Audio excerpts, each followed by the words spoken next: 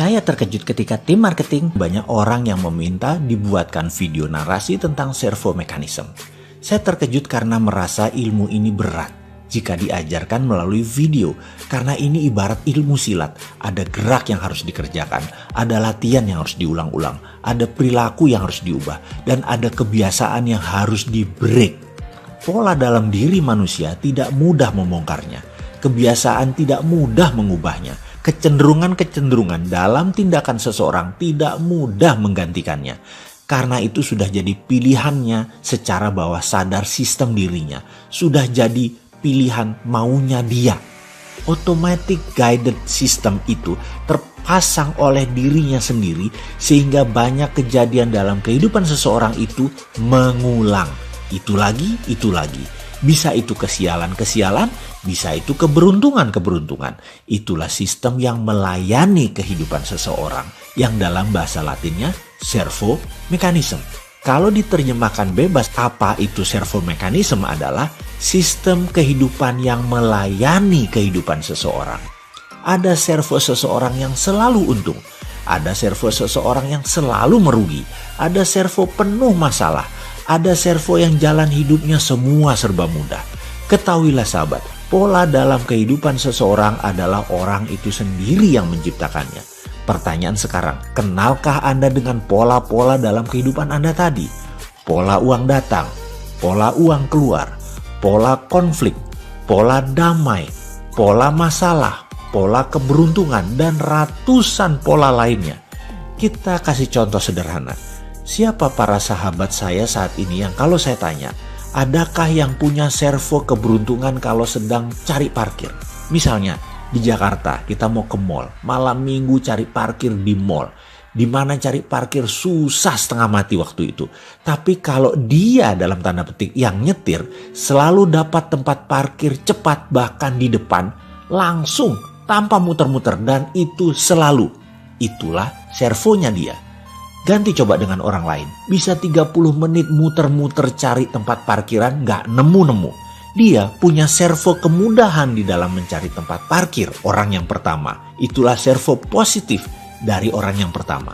Sementara teman yang satu tadi yang 30 menit muter-muter di dalam mencari parkir di tempat ramai selalu dan begitu tersering dalam hidupnya. Itulah servo dirinya di dalam mencari tempat parkir. Dalam mencari nafkah, dalam mencari rezeki, di dalam berjodoh, relationship pertemanan, bermitra, membangun organisasi, membangun usaha, bersosialisasi. Semua manusia dewasa punya servo mekanisme. Servo kantong kosong misalnya. Servo selalu ditipu. Servo selalu sial. Servo selalu ada yang nyelamatin kalau ada masalah. Servo selalu untung. Servo kalau habis cuci mobil selalu kehujanan mobilnya. Servo kalau nemu uang di jalan mau dapat rezeki. Dan ada ratusan servo dalam kehidupan manusia ini yang Anda sendiri yang membentuknya dan menjadi pola dalam diri Anda. Pertanyaan sekarang, inginkah pola servo negatif Anda itu dihilangkan? Bagaimana meng-cancel servo negatif dan menjadikan pola baru yang positif yang menghasilkan kesehatan, menghasilkan kemakmuran, menghasilkan kebahagiaan? Mau kan? Inilah video naratif yang akan kita buka semua rahasia servo mekanisme tersebut. Di sini adalah tempat servo Anda diubah. Ubah jalan hidup Anda ke depan untuk menjadi yang terbaik sesuai dengan semua yang Anda impikan. Selamat hidup bersengaja. Selamat menikmati serial video narasi servo mekanisme. Ini hanya kata pengantar dari saya. Ada baiknya kita mulai yang ringan terlebih dahulu. Baik sahabat semua, ambil kertas dan catatlah sebanyak-banyaknya. 1 tahun ini, uang datang ke Anda dari mana saja. Sekali lagi, ini adalah hanya mencatat uang datang. Uang masuk selama 1 tahun belakangan ini. Anda sendiri yang menentukan. Apakah selama tahun 2020 ini atau sejak awal tahun 2019 sampai sekarang? Boleh juga. Yang penting Anda rinci catatannya. Sekali lagi, hanya uang masuk. Bisa dikasih suami atau bisa dikasih istri, bisa dari gaji, bisa dikasih oleh orang tua, dari bekerja, jadi broker properti, dapat uang tips, dapat uang korupsi, uang jabatan, uang pelicin, hasil bisnis usaha, dari mencuri, diberi, dapat waris, apapun uang tadi masuk, catatkan dalam selembar kertas. Sebanyak-banyaknya, serinci-rincinya, dan coba catat angkanya sedetil mungkin. Semakin Anda tepat detail rinci, maka pelajaran akan pola uang datang akan semakin mudah Anda kuasai, sehingga servo uang masuk akan kita ciptakan lebih banyak lagi. Sekali lagi, ambil kertas folio kosong, kalau perlu beberapa lembar, dan lakukan pencatatan atas uang datang ke Anda selama setahun ini. Penting untuk Anda mengeluarkan semua sedetil mungkin, karena nanti kita akan membuat pola uang datang jadi servo Anda semua yang berlimpah. Lalu Anda tulis total uang tersebut, juga pastikan list di atasnya dari mana saja uang tersebut sebelum kita jumlahkan. Kemudian tempel list daftar uang datang tadi beserta jumlahnya di meja atau di dinding kamar kerja Anda atau di dinding kamar Anda. Pelajaran selanjutnya menanti. Selamat mengerjakan.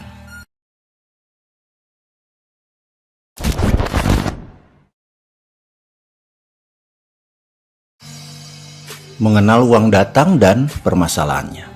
How you get your money atau how the money goes to you. Sebuah pertanyaan singkat yang sulit dijawab dengan tepat.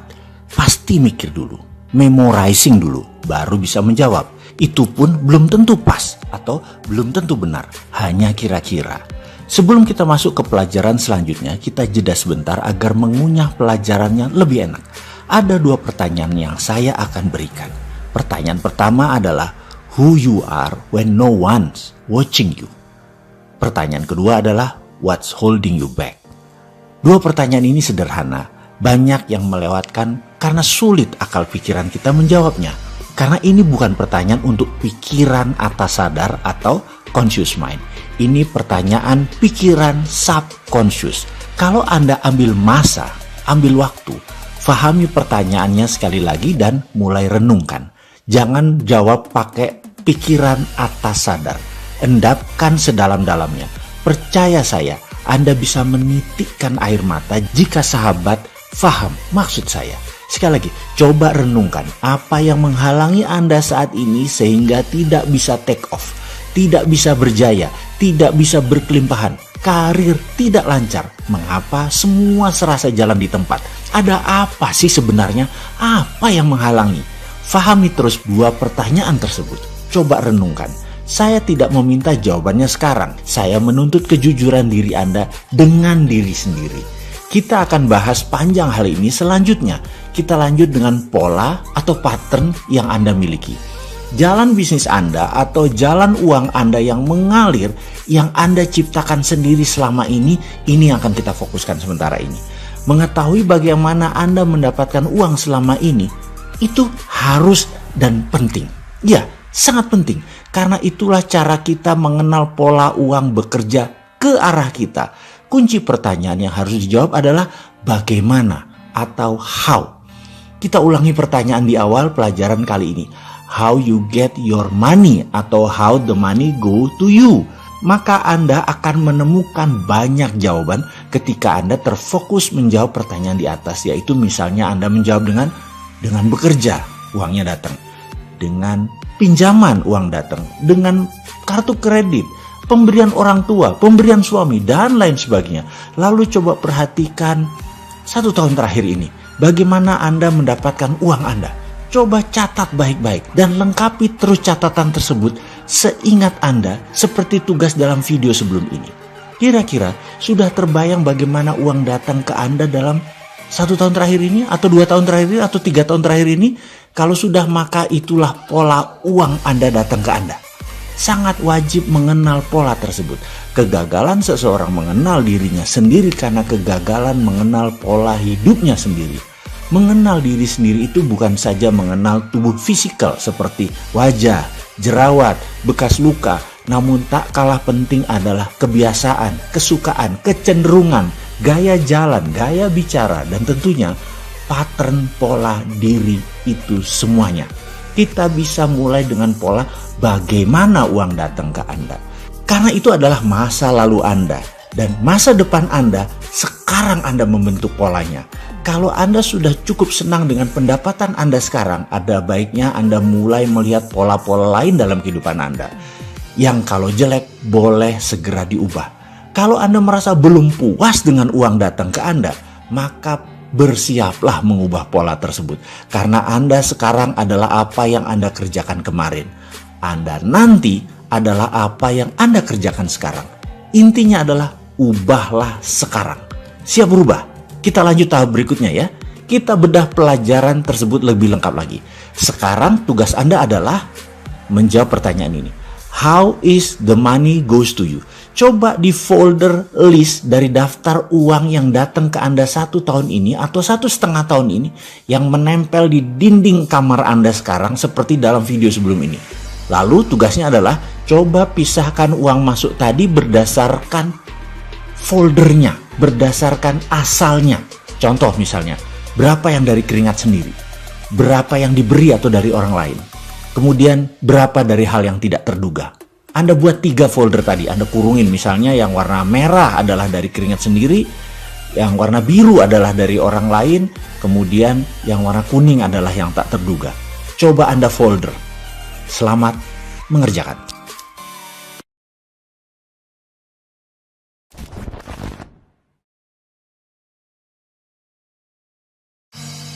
Siapakah Anda sebenarnya, atau who you are when no one watching you? Di dalam tugas video ini ke depan, Anda akan mendapat tugas untuk menjawab pertanyaan lain lagi, yaitu betapa pentingnya mengenal who you are, atau siapa diri kita, apa kekuatan kita, apa kelemahan kita, bagaimana kecenderungan kita mengambil keputusan dan bertindak.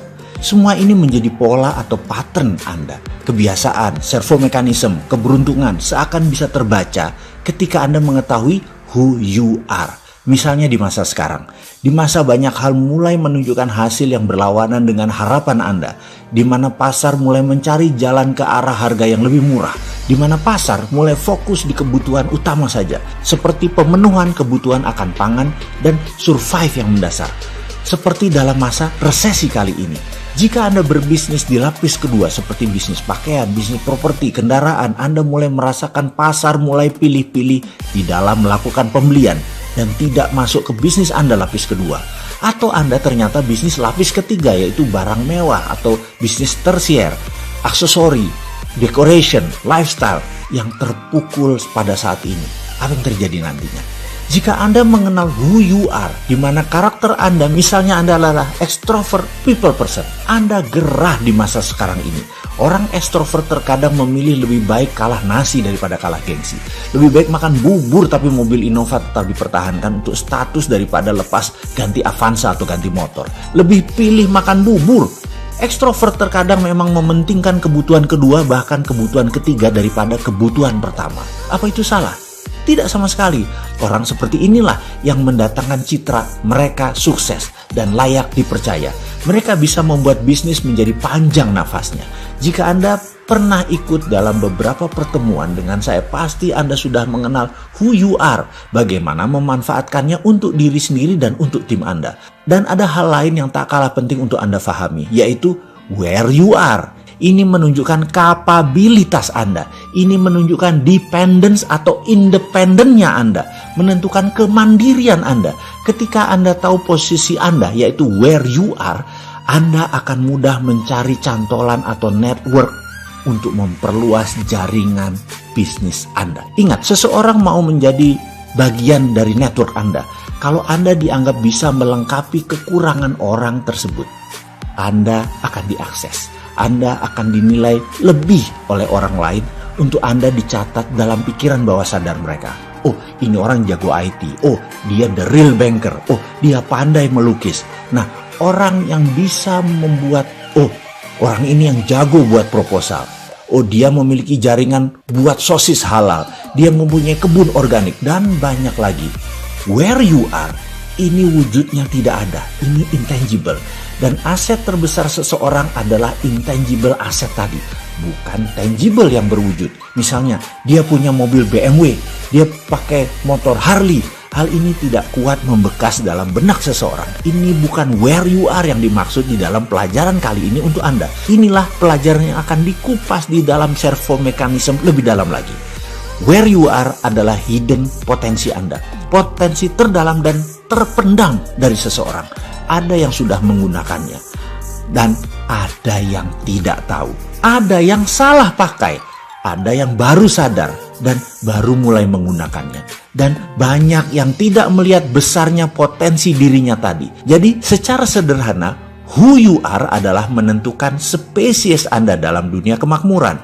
Where you are adalah penentu harkat Anda dalam rantai makanan dalam dunia kemakmuran. Oke, sekarang kita akan melakukan pencatatan. Coba Anda ambil waktu sebentar untuk merenung ke dalam diri. Kenali Anda lebih dalam lagi. Apakah selama ini yang Anda kerjakan adalah sesuatu yang Anda inginkan atau Anda terpaksa melakukannya? Apakah sahabat sudah menjalankan sesuatu karena passion kesukaan Anda? Apakah sudah menemukan bakat alami Anda dan kesukaan alami Anda dan sudah menjalankan sesuai dengan potensi tadi? Apakah Anda seorang seniman? Apakah Anda seorang politikus? Anda pebisnis, ibu rumah tangga? Anda pejabat abdi negara, Anda orang kaya, Anda petani, Anda nelayan, apapun itu, coba tuliskan. Dan Anda wajib menemukan satu kata, who you really are when no one watching you. Dan satu lagi, posisi Anda sekarang di mana? Where are you? Apakah Anda sudah di tempat yang Anda inginkan? Atau Anda masih berada di tangga terbawah? Atau Anda sudah lebih dari apa yang Anda inginkan? Anda bercita-cita ingin menjadi orang kaya dengan 9 digit, ternyata Anda sudah di sana. Apakah masih 7 digit? Apakah masih 6 digit? Where you are, Anda tentukan sekarang. Kalau belum, catat, temukan di mana posisi Anda. Selamat mengerjakan.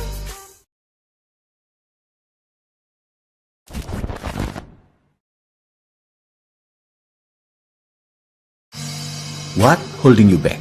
Bayangkan Anda sedang duduk di dalam ruangan. Di depan Anda ada sahabat dekat Anda. Siapapun itu, hadirkan dalam bayangan Anda. Sahabat Anda tadi adalah soulmate Anda. Bisa juga pasangan hidup Anda selama ini. Bisa juga sahabat Anda dari kecil. Bisa juga orang baru yang hadir dalam kehidupan Anda namun Anda nyaman dengan dirinya.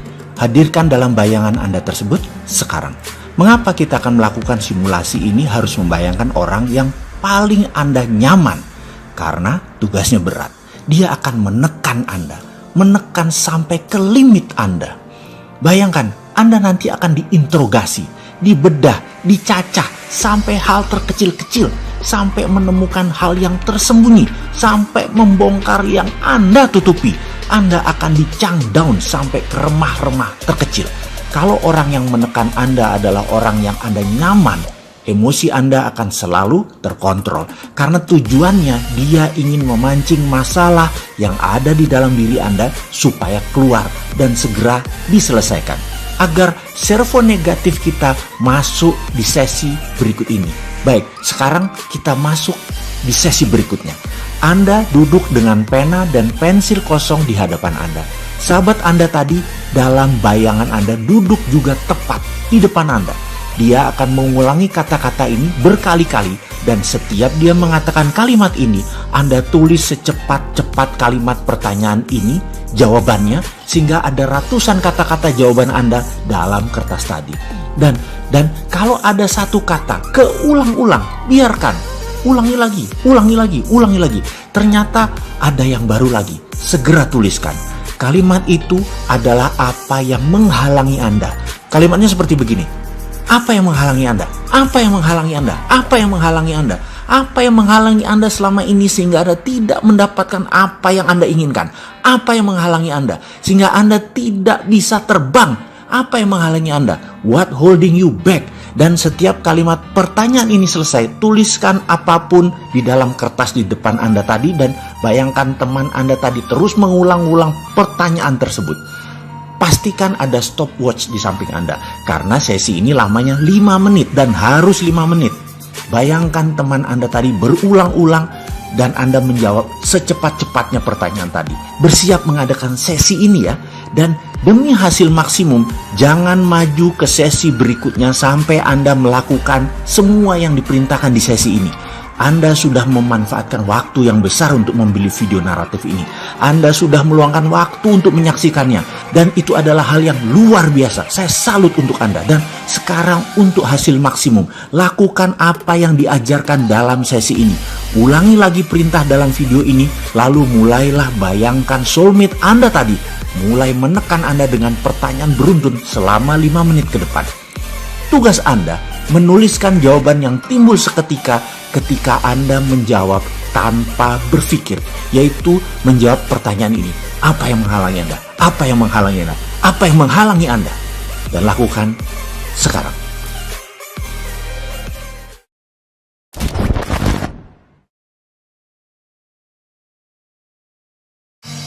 Servo mechanism. Ada beberapa tugas sejauh ini Anda sudah kerjakan. Saya ucapkan terima kasih banyak telah menjalankan semuanya dengan baik. Selanjutnya, kita masuk ke pelajaran dasar tentang servo mechanism. Otak manusia semua sama secara hardware. Secara software, setiap manusia berbeda installnya. Jadi, yang membedakan manusia satu dengan manusia yang lainnya bukan hardware-nya, tetapi software-nya. Software otak bahasa lainnya adalah pikiran. Secara umum, pikiran terbagi dua. Pikiran atas sadar atau biasa disebut conscious mind, dan pikiran bawah sadar yang biasa disebut subconscious mind. Kontribusi bagi kehidupan dihitung secara empirik oleh pakar aplikasi psikologi. Pikiran atas sadar atau conscious mind hanya memberikan sumbangan pada tindakan manusia sekitar 12%. Sementara pikiran bawah sadar adalah sisanya, mempengaruhi tindakan manusia 88%. Jadi, kunci sukses manusia ada di pengenalan bawah sadarnya. Sayangnya bawah sadar ini tidak terdeteksi karena sudah menjadi kita apa adanya. Ilustrasi sedikit tentang bawah sadar. Karena 88% tindakan manusia tergantung pada pikiran bawah sadar, maka kita bicarakan bawah sadar saja lebih banyak. Setuju ya? Kalau mau membandingkan bawah sadar dengan atas sadar, bahasa lain kalau mau membandingkan antara conscious mind dengan subconscious mind adalah dengan perumpamaan. Saya tanya kepada Anda sahabat, Anda ingin makan gado-gado atau salad? Katakan Anda memilih gado-gado. Saya meletakkan gado-gado di piring, di meja, di depan Anda. Selamat menikmati. Dan Anda mulai memasukkan 1 sendok gado-gado tadi ke mulut Anda. 1-2 gado-gado makanan tadi sudah masuk ke mulut Anda. Lalu pada suapan ketiga, setengah piring sudah habis. Saya bertanya kepada Anda, setiap masuk makanan ke mulut Anda, mengunyahnya berapa kali sebelum Anda telan? Anda bisa terdiam sejenak, lalu otak Anda mulai menghitung, dan Anda mungkin baru menyadari sesaat kemudian bahwa Anda tidak tahu pasnya berapa Anda mengunyah tadi. Lalu Anda mulai menghitung dengan masukkan makanan ke mulut Anda, dan Anda mulai menghitung. Barulah Anda tahu bahwa Anda mengunyah sekitar 4-5 kali, baru Anda menelan. Itulah bawah sadar seseorang yang mengendalikannya. Orang lain ada yang 6-8 kali mengunyah, baru menelan. Ada yang 2-3 kali mengunyah, baru ditelan. Beda-beda kebiasaan orang tersebut. Ketika gado-gado tadi porsinya sedikit telah habis, saya memberikan 1 piring main course makan utama, 250 gram daging steak wagyu medium cook masih hangat. Dimana sebelum makan saya tanya sekarang, kira-kira dengan daging steak di piring Anda, berapa banyak kunyahan irisan daging ini Anda lakukan sebelum Anda menelannya? Anda tadi menghitung 4-5 kali karena daging yang Anda makan, logika Anda mulai bermain. Maka Anda menjawab 7-8 kali kunyah kali baru menelan karena lebih keras. Tapi apa yang terjadi? Ketika irisan daging steak tadi masuk ke mulut Anda, ternyata tidak satu pun kunyahannya lebih banyak dari apa yang Anda lakukan dari makanan sebelumnya. Sama saja, yaitu 4-5 kali kunyah, telan. Ingat, 88% kehidupan manusia tergantung pada pikiran bawah sadar Anda, pada subconscious mind Anda. Bisa dibayangkan kalau biasa mengunyah 3-4 kali lalu dikasih steak, maka daging belum hancur sudah dikirim ke lambung Anda. Apa yang terjadi dengan lambung Anda?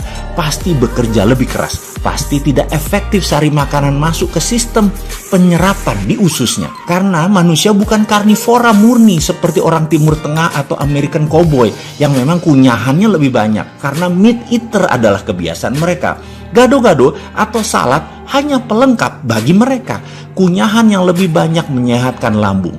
Orang Barat dan Timur Tengah punya kebiasaan mengunyah 2 kali lebih banyak daripada orang Asia Tenggara khususnya. Itulah kebiasaan yang sudah terpatri dalam subconscious seseorang.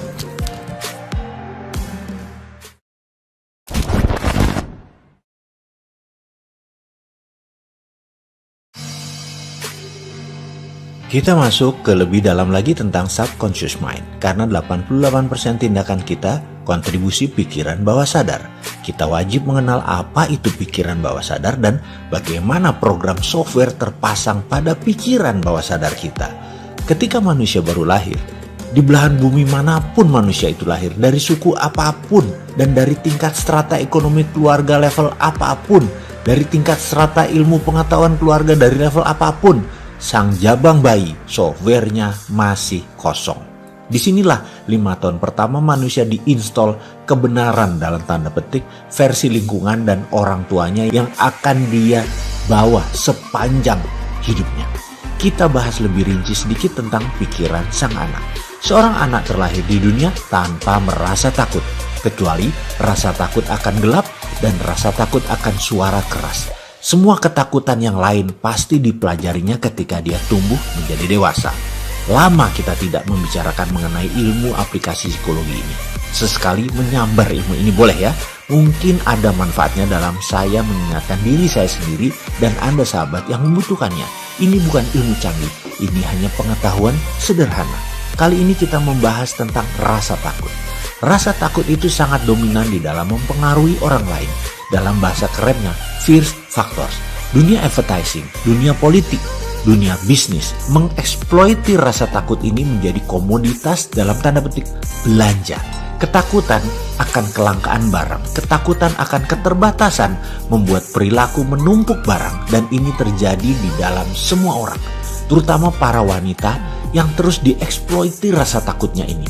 Saya bercontoh bahwa iklan yang paling efektif di kelas retail adalah yang mengeksploitir rasa takut. Misalnya, iklan pasta gigi dari merek ternama menceritakan akan kuman jahat yang akan menggerogoti gigi sang anak. Dan ini diulang-ulangi, ditakut-takuti walau terlihat sains. Lalu, pasta gigi ini solusinya bagi para ibu. Dan percaya saya, mayoritas wanita kebeli dengan iklan itu. Kita lanjut tentang pelajaran mengeksploitir rasa takut sebentar lagi setelah memahami keilmuan takut ini. 2 rasa takut utama yang biasa berkembang dalam diri kita semua adalah takut akan kegagalan, takut akan kekalahan, dan terus berkembang menjadi rasa takut akan kritik dan penolakan. Kita mulai belajar merasa takut pada kegagalan ketika kita secara terus-menerus dikritik dan dihukum saat mencoba sesuatu yang baru atau sesuatu yang berbeda. Kita dibentak dan kita dilarang-larang. Jangan, jauh-jauh dari sana, hentikan, letakkan. Hukuman fisik dan tidak ditunjukkannya rasa cinta, ancaman-ancaman yang dilontarkan yang membuat Anda merasa takut dan tidak aman seringkali mengiringi hentakan dan kritik-kritik seperti ini. Inilah muasal terbanyak rasa takut tadi tumbuh di benak manusia. Dengan segera kita akan percaya bahwa kita terlalu kecil, terlalu lemah, tidak kompeten, tidak cukup pandai, dan tidak mampu untuk melakukan segala sesuatu yang baru atau berbeda dengan yang lain. Manusia yang ditekan tersebut kemudian akan mengekspresikan perasaan ini dengan kata-kata, saya memang tidak mampu, saya tidak mampu, saya tidak mampu. Setiap saat dia berpikir untuk melakukan sesuatu yang baru atau menantang. Reaksi otomatis dalam dirinya biasanya merupakan perasaan takut, gemetaran, dan perutnya mulai bergolak, tidak enak. Reaksi ini akan persis sama dengan ketika pantatnya ditampar oleh orang tuanya dulu. Lalu dia berkata, saya tidak mampu, saya tidak mampu. Itulah subconscious memprogram dirinya menjadi seseorang yang tidak berkemampuan. Rasa takut akan kegagalan adalah penyebab utama dari kegagalan yang terjadi pada masa dewasanya nanti.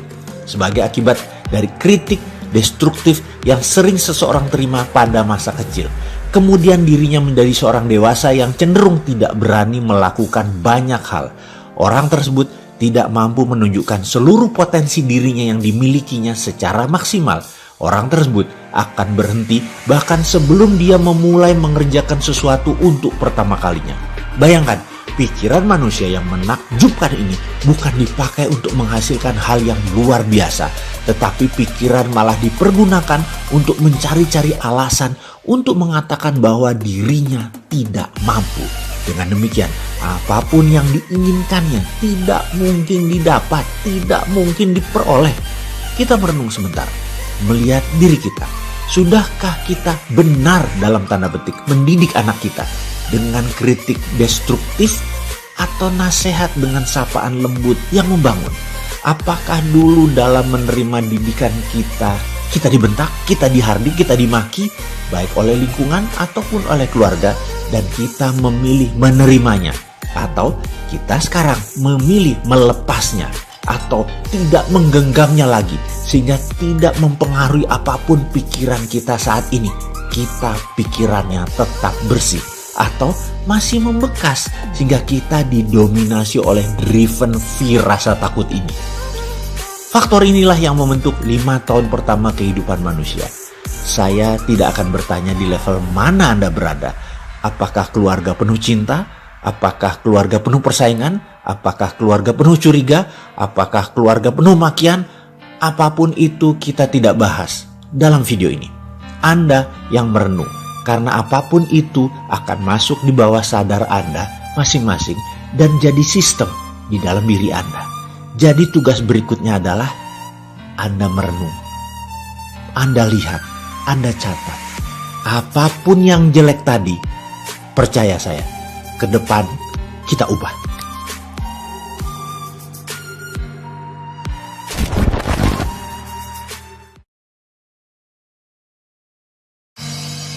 Bagaimana software diinstal dalam pikiran bawah sadar? Video sebelum ini adalah menjelaskan bagaimana software terpasang karena lingkungan, karena orang tua. Dan ada baiknya saya berikan satu contoh lagi bagaimana pikiran itu diinstal. Mengapa penting saya memberikan penjelasan yang banyak ini dan panjang ini? Karena apapun yang bisa dipasang, bisa dibongkar. Jadi ketika Anda merasa installmentnya jelek, Anda ubah. Kalau Anda merasa tidak ada softwarenya, maka ada baiknya kita pasang softwarenya sesuai apa yang Anda butuhkan. Cara pasang orang tua ke anak kita beri contoh dalam ilustrasi.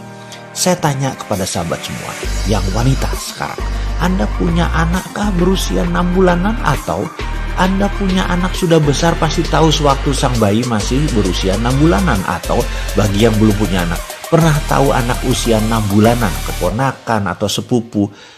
Bisakah anak tersebut berbicara? Maka kita semua akan menjawab bayi tersebut belum bisa berbicara. Komunikasi verbal bayi tersebut adalah menangis, diam, tersenyum, atau tertawa. Suatu ketika bayi tersebut menangis kejar dengan keras dan lama, maka pertanyaannya adalah apa yang dilakukan oleh orang tuanya? Ada banyak jawaban atas pertanyaan ini. Mulai dari diganti popok, diajak bermain, dikasih nenen, dan lain sebagainya. Dan disinilah pertama kali database mulai dimasukkan oleh orang tuanya. Di Indonesia, dalam catatan aplikasi psikologi, anak bayi yang menangis oleh orang tuanya 80% pasti dinenenin atau dikasih susu. Sementara di Jepang, di Amerika, di beberapa negara Afrika, di Eropa budayanya lain lagi. Karena merasa sudah dilihat tidak pipis, belum waktunya makan, tidak ada masalah fisik yang berarti, aman dalam box, banyak orang tua hanya memainkan dan mengajak komunikasi sang bayi. Bayi pun begitu tidak diam, diteruskan mainnya, atau malah terus diajak berbicara. Inilah yang kemudian hari di Indonesia banyak anak yang menggunakan tangisan sebagai senjata mempengaruhi orang tuanya karena tidak dibiasakannya bernegosiasi, dibiasakan dituruti keinginan anak, sehingga menjadi demanding anak tersebut, menjadi sangat banyak maunya anak tersebut. Ada lagi yang harus diperhatikan, ada software lain yang dipasang oleh orang tua pada sang anak dengan ngegampangin, dengan nenenin tadi. Pertanyaan, mengapa bayi tadi menangis? Kita bahas satu persatu kemungkinannya. Karena lapar, karena kepanasan, karena kedinginan, karena pipis, tidak nyaman, kesepian, atau mau main, dan lain sebagainya. Intinya karena komunikasi belum banyak, vocabulary-nya masih belum banyak, maka pilihan dia adalah menangis. Sekali lagi, menangis karena ada masalah. Ini kita kunci dulu dengan satu huruf kapital. Ada masalah. Disinilah software orang tua pasang di anak dalam bahasa pemrograman kalau diibaratkan otak manusia adalah komputer. Di mana orang tua tadi 80% nenenin anak tersebut terlepas dari masalahnya apa yang terjadi. Pukul rata saja. Inilah program yang dipasang oleh orang tuanya. Nak, kalau ada masalah dalam hidupmu, masukkan sesuatu ke mulutmu. Software ini dipasang pada pikiran bawah sadar sang anak sampai dewasa, di mana setiap ada masalah dalam kehidupannya, mulailah dia memasukkan sesuatu ke mulutnya. Baik itu makanan, minuman, merokok, gigit jari, gigit pensil, apapun masuk ke mulut untuk tenang, seperti nenenan sang ibu. Tidak heran masalah memasukkan ke mulut tadi makanan yang terbanyak dan membuat populasi Indonesia di atas 30% adalah overweight, masalah terbanyaknya. Jadi ada juga mereka jadi karena ketergantungan minum atau alkohol dan lain sebagainya. Sekarang sahabat sudah mulai paham bagaimana pikiran bawah sadar dipasang dalam otak manusia.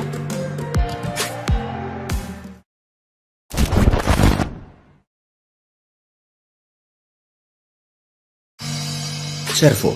Jadi kita lanjut tentang servo sekali lagi. Jadi apa sih yang ada dalam pikiran bawah sadar? Bagaimana kita kupas sekali lagi biar lebih paham. Setuju? Pertama, ada yang namanya habit atau kebiasaan. Itu ada di bawah sadar. Dan apa itu kebiasaan? Kebiasaan adalah sebuah perbuatan yang diulang-ulang.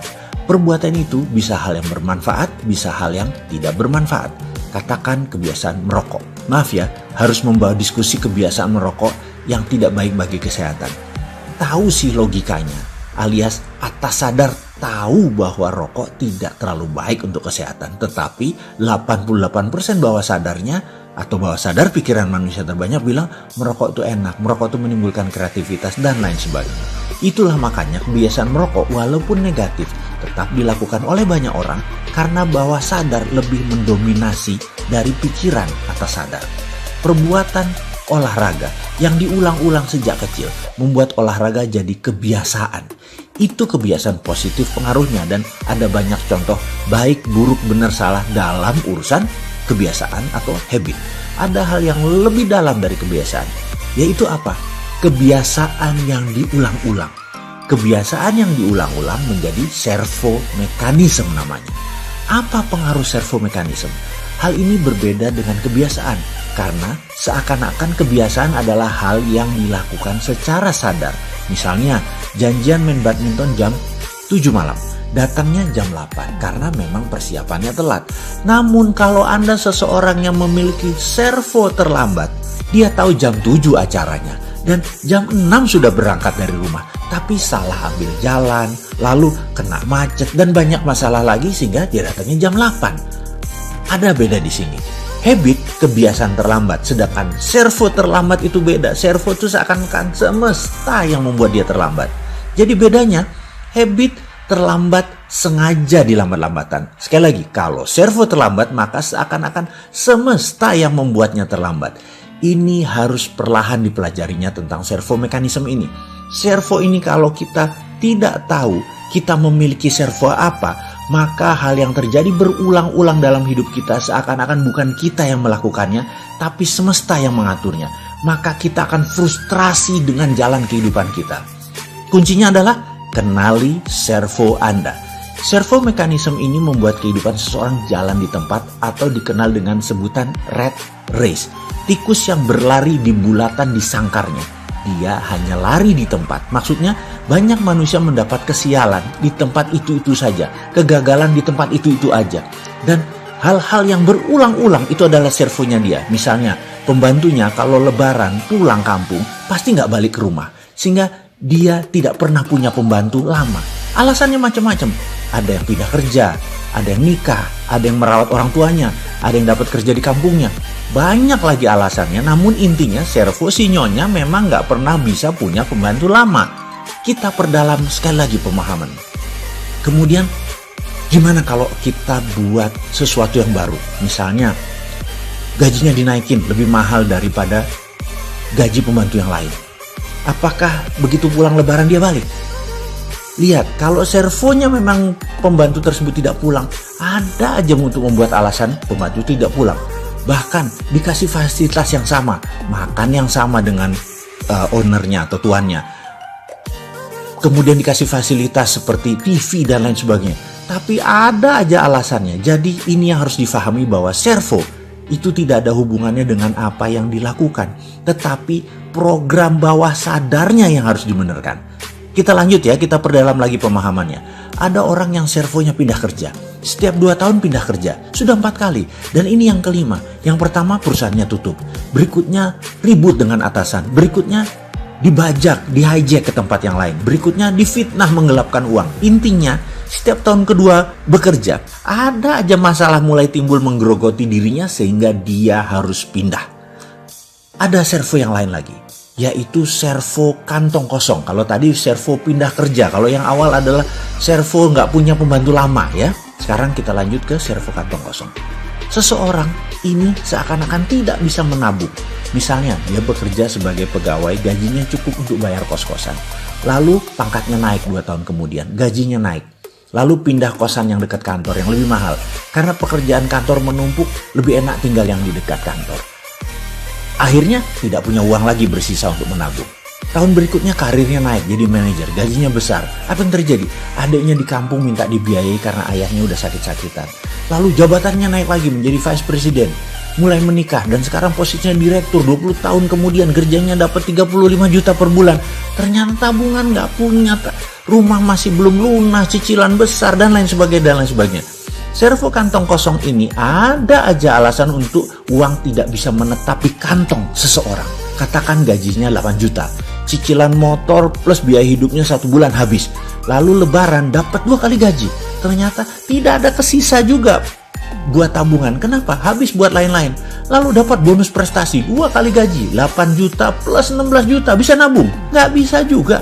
Ada aja berita asuransi jatuh tempo, mertua sakit, AC kamar bocor, STNK mati harus diperpanjang. Intinya habis lagi dan begitu seterusnya. Lucunya kalau dia lagi nggak ada uang, nggak ada masalah tuh. Biasa-biasa aja, tapi begitu dia dapat uang bonus dan lain sebagainya, timbul lagi lah, bannya bocor lah, anaknya sakit dan lain sebagainya. Itu namanya servo kantong kosong. Servo ini ada banyak macam. Kenali servo Anda. Dan apa yang kita lanjutkan? Kita akan perbaiki dengan video ini. Karena servo adalah perilaku yang diulang-ulang yang jadi kebiasaan. Yang kebiasaan tersebut dengan sengaja diulang-ulang lagi, jadilah servo mekanisme. Jadinya jalan hidup Anda yang melayani Anda. Servo mekanisme bahasa Latin yang diterjemahkan adalah servo atau serve atau melayani. Mekanisme adalah sistem mekanik. Servo mekanisme kalau disederhanakan adalah sistem kehidupan yang melayani seseorang. Dan semua ini adalah man-made, ciptaan manusia. Manusia sendiri yang menciptakan. Servo dan habit itu adanya di pikiran bawah sadar. Kenali, yang negatif diubah. Program tersebut kami beri nama subconscious reprogramming. Program ulang pikiran bawah sadar. Setelah kita kenal 5 macam hal yang ada di bawah sadar, kita mulai mereview. Salah satunya adalah habit yang menjadi servo mekanisme. Dan servo tadi kalau negatif harus segera diubah. Kalau tidak ini akan mengulang-ulang terus dalam kehidupan seseorang. Kita sudah membahas dari 1 sampai 5 program pikiran bawah sadar. Dan ini juga membuat kita mengerti kita memilih jalan hidup kita dengan memasang install software kemakmuran, software kesehatan, software kebahagiaan. Semua ini bisa terpasang dengan baik kalau menjadikan servo negatif tadi hilang dan diubah. Kita melakukannya dengan teknik subconscious reprogramming. Tekniknya, percaya saya, semudah membalik tangan. Allah Maha Adil. Apa yang bisa terpasang bisa dibongkar. Apa yang tidak ada bisa jadi ada. Apapun bisa diinstal karena manusia adalah wakil Allah di bumi. Khalifah fil ard, memiliki kemampuan ekstra. Jadi mulai paham tentang servo mekanisme. Oke, selanjutnya kita akan memahami tentang subconscious mind, mengenal bagian terdalam pikiran bawah sadar dan bagaimana melakukan pemrograman ulang pikiran bawah sadar yang salah dan ingin kita rapihkan.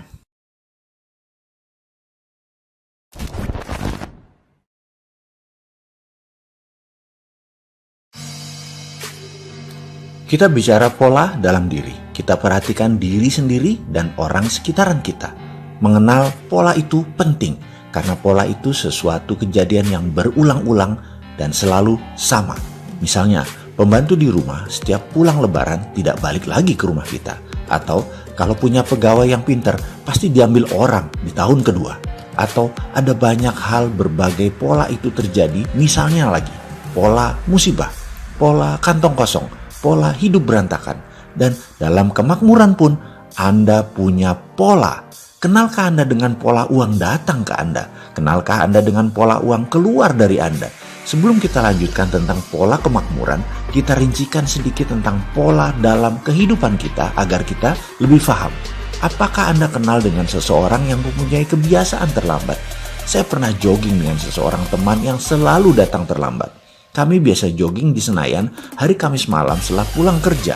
Biasanya saya mengingatkan dia, "Bro, besok kita jogging ba'da maghrib ya, biasa ya." Yang selalu ditanggapinya, "Siap, saya akan datang pas maghriban di sana, di Albana." Dan langsung cus. Saya pastikan lagi, "Oke, confirm ya, jam 6.30 ya." Dia jawab, "Saya pasti datang." Keesokan harinya ternyata dia baru datang jam 6.45. Pastinya telah siap dengan berbagai alasan. "Anakku mainin baju joggingku dan menaruhnya di bawah tempat tidur. Jadi dicari-cari dulu, telat deh." Minggu berikutnya hal sama terjadi. Dia datang jam 6.50. Dia baru datang, alasannya sepatu joggingku yang biasa sebelah ini gak ketemu. Aduh, kemana-mana dicari. Minggu berikutnya dia datang jam 7 malam.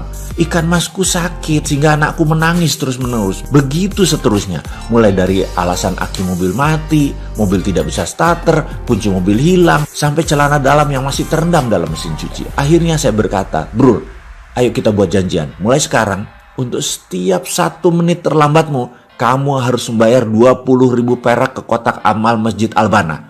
Minggu berikutnya dia beralasan pundaknya sakit. Dan sejak itu kami tidak pernah jogging bersama lagi. Apa yang terjadi? Dia mengira dunia di luar dirinya yang membuatnya demikian. Dia tidak dengan sadar mencoba datang terlambat, tetapi dalam bawah sadarnya dia menyimpan program yang mengatakan kamu selalu terlambat. Dan program inilah yang mengatur hidupnya. Bahkan jika dia secara kebetulan berangkat lebih awal dan ingat bahwa dia mempunyai target untuk datang tepat waktu, ternyata program bawah sadarnya akan membantunya mencari pohon yang bisa ditabrak atau jalan yang tak dikenal yang bisa menyesatkannya. Setelah itu dia akan menarik nafas dalam-dalam dan berkata, "Beginilah saya selalu terlambat." Oke, sekarang mulai paham dengan pola-pola yang ada dalam diri seseorang atau bahkan kenal dengan pola diri kita sendiri. Semua ini dalam tanda petik kita yang menciptakan. Sekarang tugas Anda sahabat. Coba perhatikan apa yang mengulang dan selalu terjadi dalam diri Anda. Catatlah. Jangan lanjutkan sebelum tugas ini dikerjakan, setidaknya menemukan satu hal yang berulang dalam diri Anda. Baik hal itu negatif atau hal itu positif. Catat semua servo Anda. Karena ke depan sekali lagi, yang negatif akan kita ubah, yang positif akan kita perbanyak. Lakukan tugas ini sebelum melanjutkan video selanjutnya. Tugasnya sekali lagi. Servo saya adalah, temukan segera.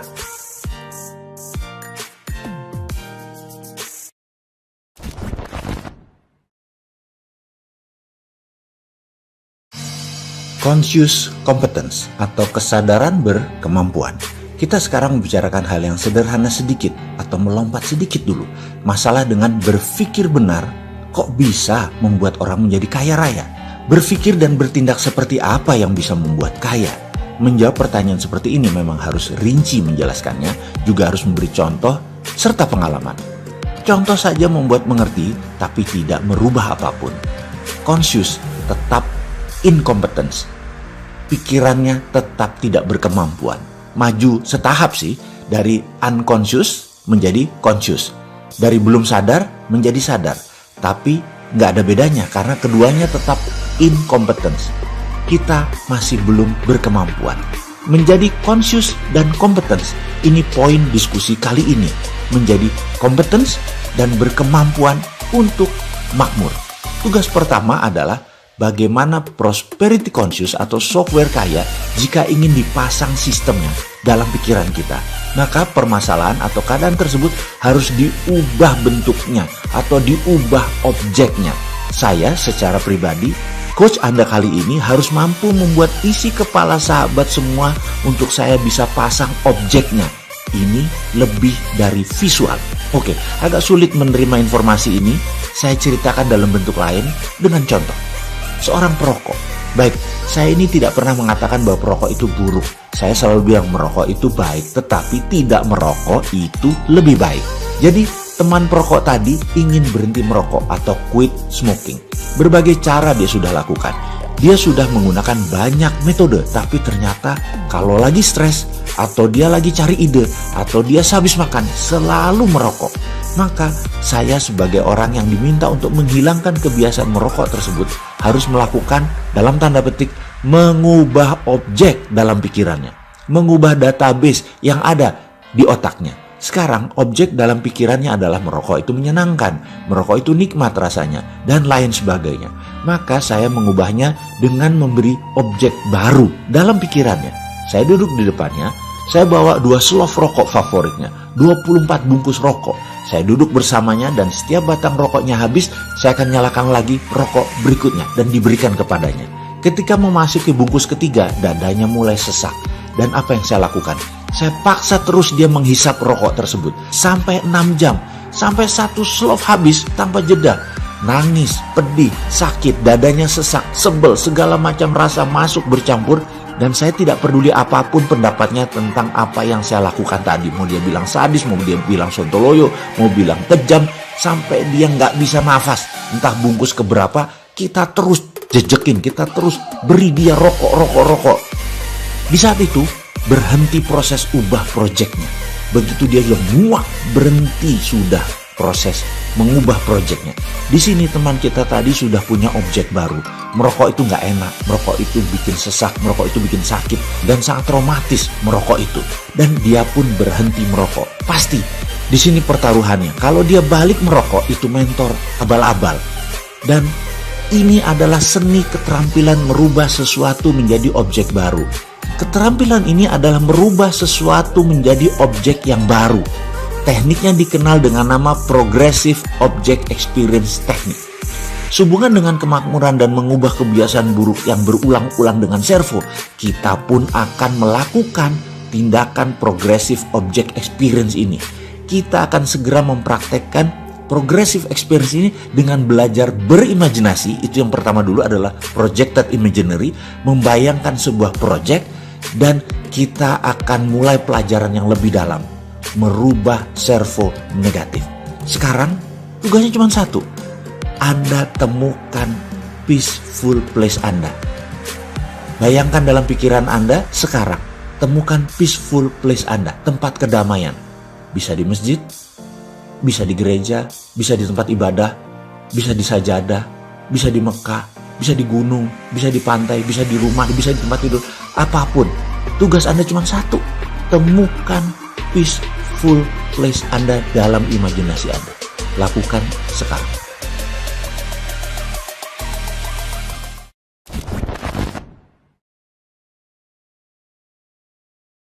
Level kompetisinya ada di mana?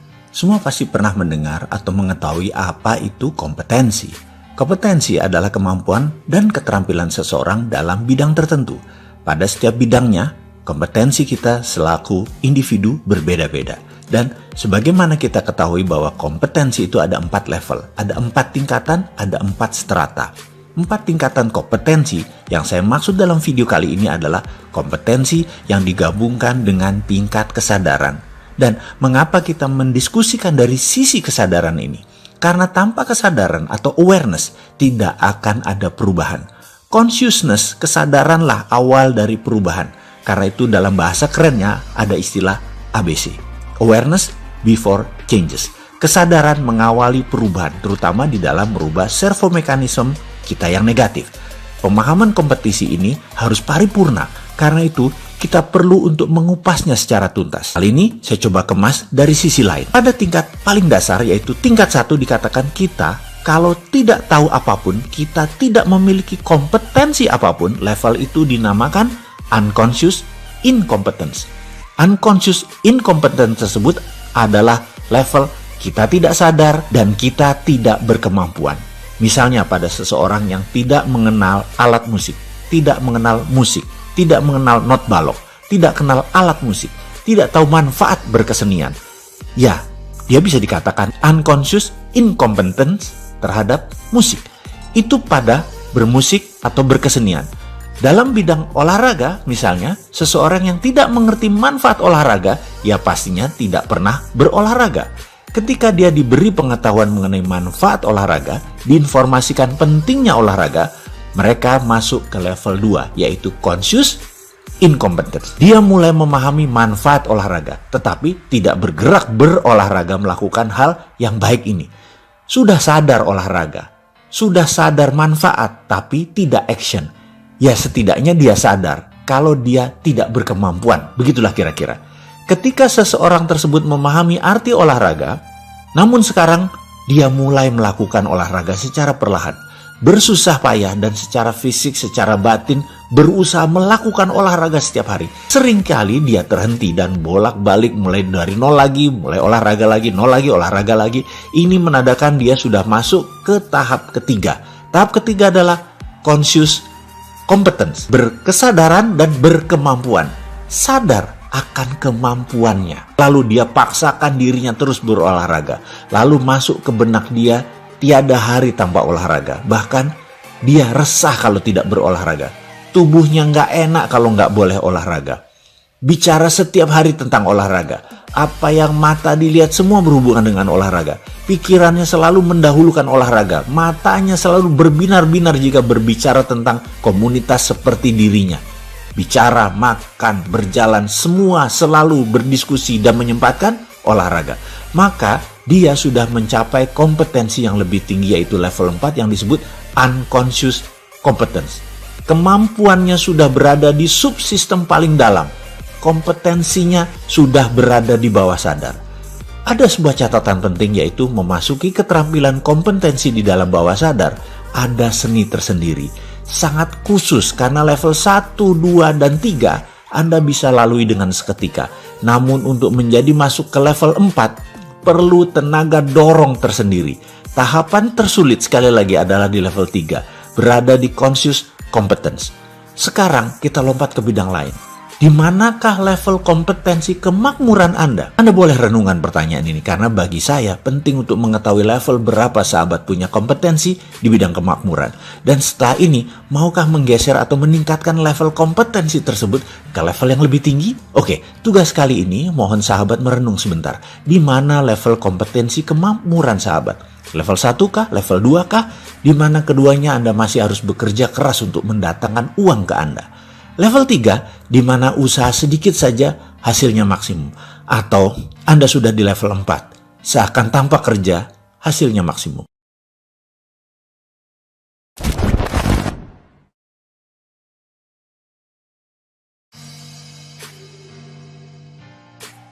Istilah servo mechanism sebenarnya lebih dikenal di dunia teknik, yaitu suatu proses loop tertutup untuk mengkoreksi proses secara terus-menerus agar tetap dapat menuju target yang telah ditetapkan. Sebagai contoh peluncuran peluru kendali, ini menerapkan teknik servo mechanism, di mana ketika target telah dikunci, maka gerakan peluru yang mulai melenceng akan direvisi ulang sehingga kembali menuju arah semula. Proses revisi ini berlangsung terus-menerus sampai dengan akhirnya peluru kendali tadi tepat mengenai sasaran yang telah ditetapkan. Apa hubungannya dengan perilaku manusia? Sangat berhubungan erat.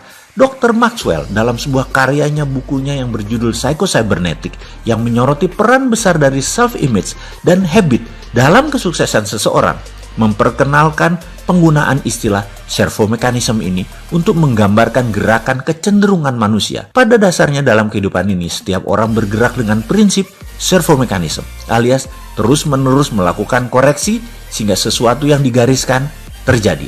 Di mana proses koreksi ini berlangsung dengan keterlibatan seluruh kesadaran holistik manusia, conscious dan unconscious. Jika seseorang sudah digariskan untuk sial, maka apapun yang terjadi cepat atau perlahan, tetapi pasti, maka proses servo mekanismenya akan menuntun seseorang untuk menuju kondisi sial ini. tanpa bisa ditolak sama sekali. Demikian juga jika seseorang digariskan untuk beruntung, maka servo mekanisme ini dengan mudah akan membawanya ke keadaan yang seharusnya, yaitu beruntung. Semua yang akan dialami dalam hidupnya ini telah digariskan seakan ciptaan semesta, tapi sesungguhnya ciptaan dia sendiri. Suka atau tidak suka, servo mekanisme ini akan membawa kita ke sana dengan cara yang sangat cerdas, bahkan dengan cara yang seringkali tidak terduga.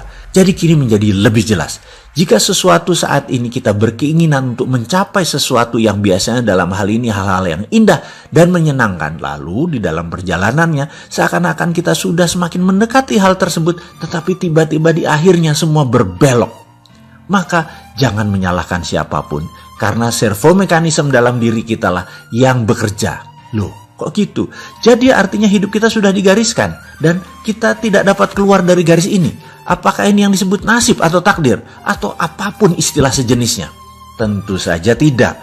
Pembahasan ini tidak ada sangkut pautnya dengan nasib dan takdir, yang jelas sudah memiliki ahli tersendiri untuk membahas hal ini.